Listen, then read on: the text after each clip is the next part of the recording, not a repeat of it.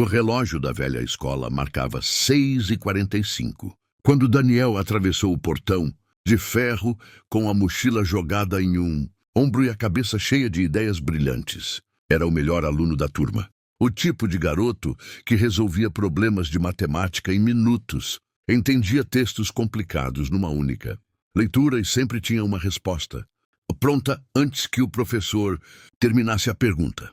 As pessoas o admiravam. Os professores o elogiavam.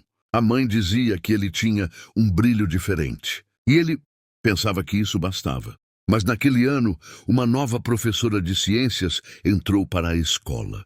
O nome dela era Professora Helena. Era paciente, falava com suavidade e tinha uma habilidade impressionante de transformar assuntos difíceis em algo quase mágico. Ela não era impressionada por notas altas, nem por respostas rápidas. Ela observava, silenciosamente. E foi assim que começou a enxergar algo em Daniel que ninguém via. Daniel adorava mostrar que sabia mais que os outros. Quando a professora fazia uma pergunta, ele respondia antes mesmo que os colegas pudessem tentar. Ele gostava de sentir que era o centro das atenções. E às vezes, sem perceber, humilhava quem errava. "Ah, essa é fácil", dizia rindo da dificuldade dos outros. E enquanto todos achavam graça, a professora Helena apenas o observava com olhos profundos. Certo dia, ela anunciou: "Nos próximos meses, faremos um projeto em grupo sobre energia renovável. Vocês escolherão os temas, pesquisarão e apresentarão no auditório para toda a escola." A turma vibrou. Daniel também, claro, mas por outro motivo. "Finalmente", pensou ele, "vou mostrar que sou melhor do que todos." Só que a professora surpreendeu a turma quando disse: "Os grupos serão sorteados." Daniel praticamente prendeu a respiração. Ele não gostava da ideia de depender dos outros. Às vezes, achava que as pessoas apenas atrasavam seu trabalho brilhante. Quando viu seu grupo, percebeu que a sorte não estava do seu lado. Ana, tímida e cheia de inseguranças. Gustavo, que tinha dificuldades de leitura. E Bia, que era criativa, mas não muito boa com teoria. Daniel revirou os olhos. "Acho que vamos perder, né?" "Ah", murmurou ele, alto o bastante para todos ouvirem. A professora Helena ouviu. Sorriu de leve e não disse nada. Na primeira reunião do grupo, Daniel chegou com um caderno cheio de ideias. "Bom, já fiz tudo", disse colocando o caderno sobre a mesa. "Vocês só precisam seguir minhas instruções." "Mas a gente não vai pensar junto?" perguntou Ana com a voz baixinha. "Para quê?" Daniel respondeu impaciente. "Eu já sei como fazer. É só confiar." Gustavo ficou desconfortável. Bia tentou intervir. "Daniel, às vezes 2 ideias juntas podem ser melhores. Podemos ao menos ouvir?" Ele suspirou. "Tá, falem aí." Aos poucos, cada um tentou contribuir. Bia sugeriu uma maquete simples, mas bonita. Ana propôs entrevistar moradores da cidade. Gustavo disse que poderia cuidar de desenhos e rascunhos. Mas Daniel interrompia tudo. "Não, assim não é bom. Isso vai ficar feio. E eu posso fazer melhor. Vocês não entendem o conceito." O ar ficou pesado. Os colegas se calaram. Naquele dia, saíram sem nem saber qual era o plano final. Daniel decidiu fazer tudo sozinho. "Pelo menos assim não estragam", murmurou, enchendo-se de orgulho. Mas algo inesperado começou a acontecer. Enquanto trabalhava no projeto, Daniel percebia pequenas falhas surgindo. A maquete ficava tecnicamente perfeita, mas sem vida. A apresentação estava informativa, mas fria. As entrevistas que ele tentou fazer foram um desastre. As pessoas respondiam rápido, sem vontade. No fundo, estava tudo certo, mas nada especial. O pior ainda estava por vir. Em uma das aulas, a professora Helena chamou os grupos para conversar sobre o andamento dos projetos. Quando foi a vez de Daniel, ela perguntou: "E então, como está o trabalho do grupo?" "Ótimo, professora", disse ele. "Já fiz praticamente tudo." Ela franziu os olhos, inclinando a cabeça. "Você fez?" "Sim, claro." Eles não iam conseguir acompanhar. A professora respirou fundo. Havia algo triste em seu olhar.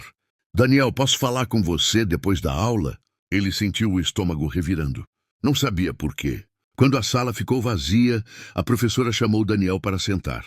"Você é muito inteligente." começou ela, mas está usando a inteligência sozinho, como se ela fosse suficiente. Posso te contar uma história? Ele assentiu, desconfortável. Havia um homem que tinha um barco e remava sempre, com um remo só. O remo tinha uma palavra escrita, saiba. E cada vez que ele remava apenas com saber, o barco ficava girando em círculos sem sair do lugar. Daniel ficou curioso. Um dia, alguém perguntou por que ele não colocava o outro remo. E ele respondeu que não precisava, porque saber era o mais importante. Mas o barco nunca avançava. A professora olhou fundo nos olhos dele. Um dia, ele decidiu usar o outro remo. Nele vinha escrito, agir com amor. E só então o barco começou a seguir em frente. O silêncio preencheu o ambiente. Daniel, ser inteligente não basta. Saber muito não basta. É o amor que dá direção ao saber. Sem amor, a inteligência gira em círculos. Ele baixou o olhar. A frase o atravessou como um espelho, revelando algo que ele não queria ver. A professora continuou. Você está num grupo. E um grupo não é um lugar para brilhar sozinho. É um lugar para somar. Pessoas não precisam da sua inteligência. Precisam da sua gentileza. Daniel sentiu o rosto esquentar. Era como se estivesse ouvindo algo que sempre precisou, mas nunca quis aceitar. Na reunião seguinte, o grupo estava sentado, sem grandes expectativas. Eles achavam que Daniel viria com tudo pronto e apenas mandaria cada um fazer sua parte. Mas ele chegou diferente. Gente, eu queria pedir desculpas. Os três levantaram os olhos, surpresos.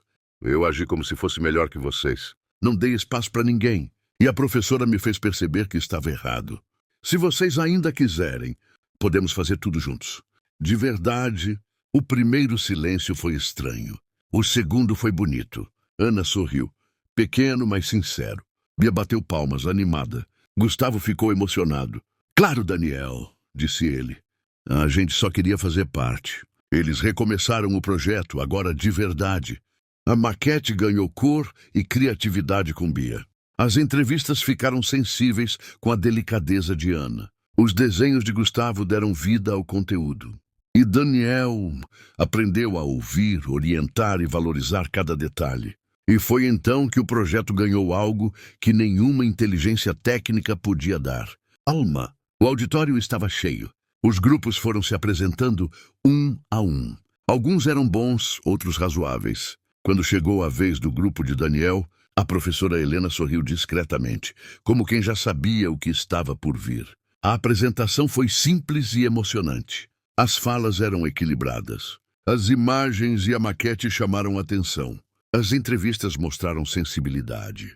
E o público ouviu com genuína atenção. Daniel, pela primeira vez, não tentou brilhar sozinho. O brilho agora era compartilhado. Quando terminaram, receberam aplausos calorosos. A professora subiu ao palco e disse: Bem, este projeto mostrou algo muito mais importante do que ciência. Mostrou que inteligência com humildade cria pontes. E que quando um grupo caminha junto, todos crescem. O coração de Daniel se encheu de algo novo. Algo que inteligência nenhuma lhe dera antes. Alegria verdadeira. Depois da apresentação, Daniel esperou até que todos fossem embora. Aproximou-se da professora Helena. Professora, obrigado. Eu realmente achava que saber muito era o suficiente. Ela colocou a mão no ombro dele. Inteligência é um presente, Daniel, mas precisa de direção. E a direção vem do amor, da humildade, do respeito, da empatia. Ela sorriu. Ser inteligente não basta. Ser bom não basta. Ser rápido não basta. Ser brilhante não basta. Ela fez uma pausa, olhando nos olhos dele como quem planta algo precioso. O que realmente transforma o mundo é usar o que sabemos para servir, para somar, para levantar outros. A inteligência sozinha é uma lâmpada, mas só o amor acende a luz. Daniel respirou fundo. Sabia que aquela era a palavra que mudaria sua história. E desde aquele dia, ele se tornou um aluno diferente. Mais do que notas, buscava ouvir. Mais do que respostas, buscava compreensão. Mais do que ser admirado, buscava fazer diferença. Não deixou de ser inteligente, mas se tornou algo maior. Se tornou sábio. E a sabedoria nunca anda sozinha. Anda com humildade, bondade e coração disponível.